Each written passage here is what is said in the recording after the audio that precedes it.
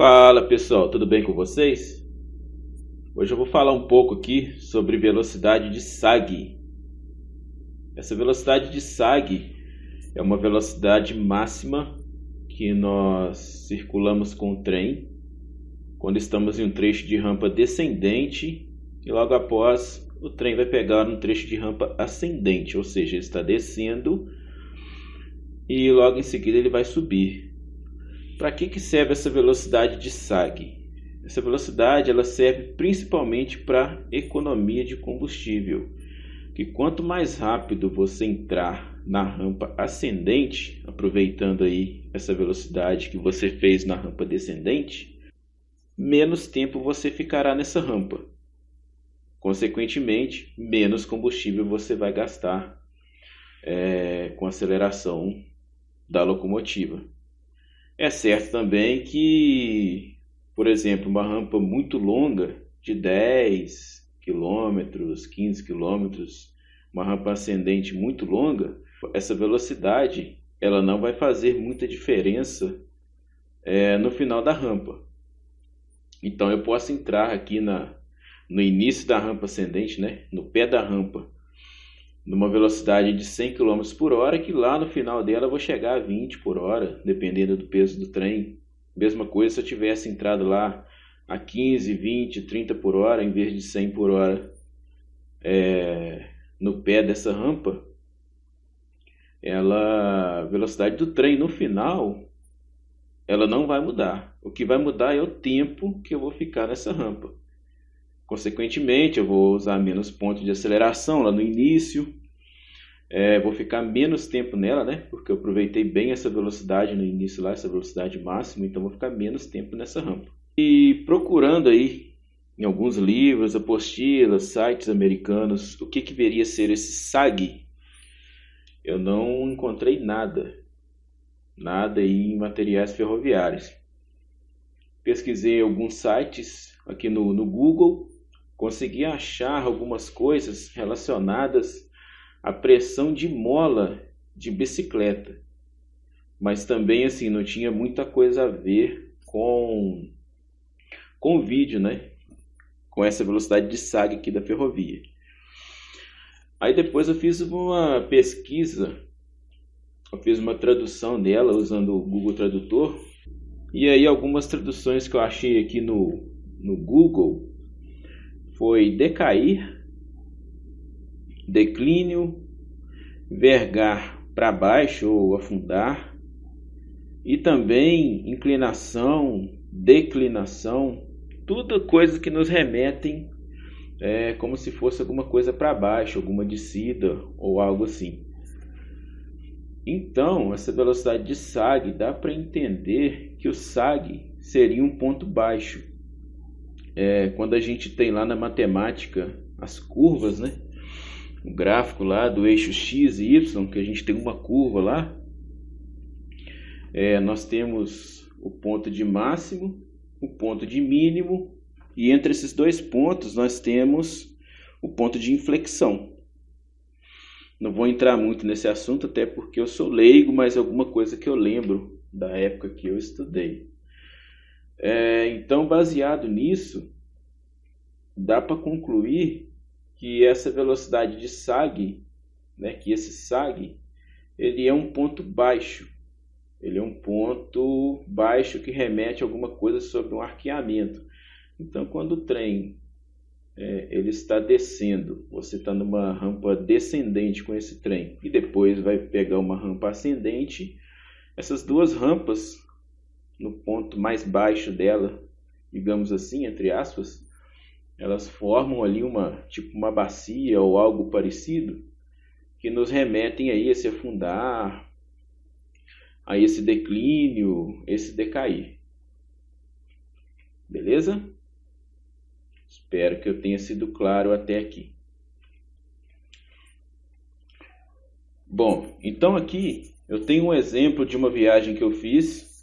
A data foi dia 14/6/2021, horário 20 horas e 40 aproximadamente. 20 horas e 45 aproximadamente. Um trem que saiu do pátio do Peão 6 e foi até a entrada do pátio do Peão 7. Só para ficar mais claro aí as explicações, aqui no canto superior, na parte superior do vídeo, temos a elevação, que é o perfil de via. Logo após, na lateral direita, temos aqui o perfil horizontal, que são as curvas aí horizontais que o trem está fazendo. No canto superior esquerdo, temos a data, hora e a duração da viagem. No canto inferior esquerdo, temos aí o velocímetro. Aqui agora, estou mostrando o percurso que o trem irá fazer. Ele saiu do pátio do Pelmeia, vai descer sentido o viaduto que tem em Jeceaba, que é um dos cartões postais da cidade, e depois ele vai começar a subir até a entrada do Peão 7. E temos aqui o ponto que seria onde o trem faria essa velocidade de SAG, que é o ponto que ele está terminando de fazer a rampa descendente, terminando a circulação pela rampa descendente, vai pegar um pequeno paralelo e depois vai começar a subir sentido pátio do Peão 7. Esse ponto aí é o ponto ideal para esse trem atingir a velocidade máxima. No caso desse trecho aí, é de 64 km por hora, é a velocidade máxima para um trem carregado de minério de ferro. E também, por que ele precisa aí de uma velocidade mais alta? Porque esse trem não tem auxílio. Nesse trecho aí ele circula sem auxílio, sem locomotiva na cauda, sem a remota. Então, se eu fizer essa virada numa velocidade muito baixa, esse trem não vai conseguir chegar lá na entrada do Peão 7. Porque ele está descendo numa rampa de aproximadamente 1%, vai pegar esse paralelo aí no viaduto de Jeceaba e depois vai pegar aí uma rampa ascendente de aproximadamente 1% até a entrada do Peão 7. Então, se eu fizer uma virada aqui na velocidade muito baixa, esse trem não consegue chegar lá na entrada do Peão 7, ele vai parar aí no meio do caminho. Então, aqui é o ponto mais ou menos onde ele faz essa velocidade de SAG, onde ele atinge essa velocidade de SAG, que é aproximadamente aí 64 km por hora. É a velocidade máxima que esse trem pode circular nesse trecho aí. Tá bom?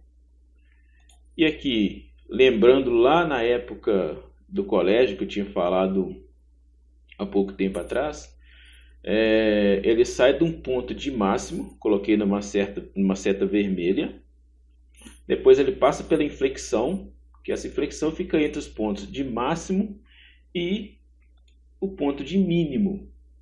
Então, o ponto de máximo seria a velocidade mais alta que ele sai, a altitude mais alta que ele sai no certo ponto, vamos colocar assim o ponto A, que é a seta vermelha. Depois ele vai passar pelo ponto B, que seria essa seta azul, que mostra aí mais ou menos o ponto de inflexão.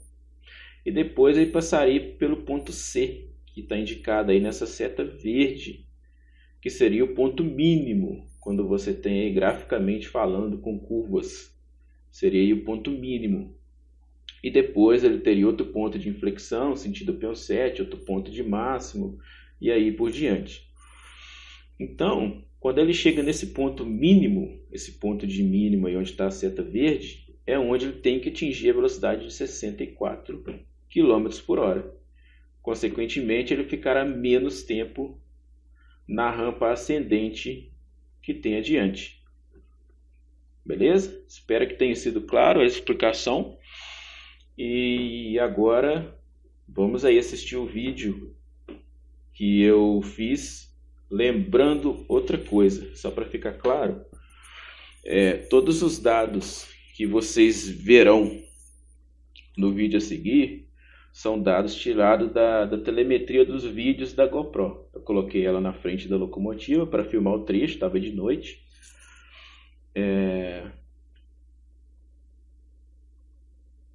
E aí depois Eu uso aqui uma série de programas, de sites, para extrair alguns dados desses vídeos que ela faz. Então, por posicionamento de GPS, eu consigo extrair elevação, eu consigo data, hora, duração, eu consigo saber a velocidade, eu consigo saber o perfil, eu consigo saber as curvas e tudo mais. Eu uso bastante esse recurso aí quando eu estou dando os rolês de moto. Depois eu vou deixar aqui um card e na descrição do vídeo também um canal que eu fiz. É só para postar alguns passeios de moto que eu faço aí de vez em quando.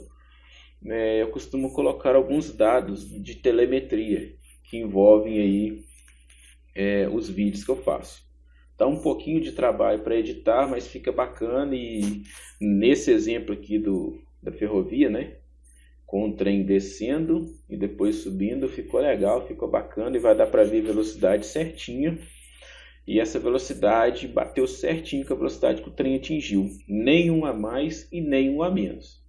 Alguma oscilação ali que vocês perceberem na elevação, talvez é por causa do lugar que estava passando, por causa do sinal da locomotiva que eu deixei ali perto da porta dianteira, na parte inferior, onde a gente sobe, onde a gente pisa ali, então ficou no piso.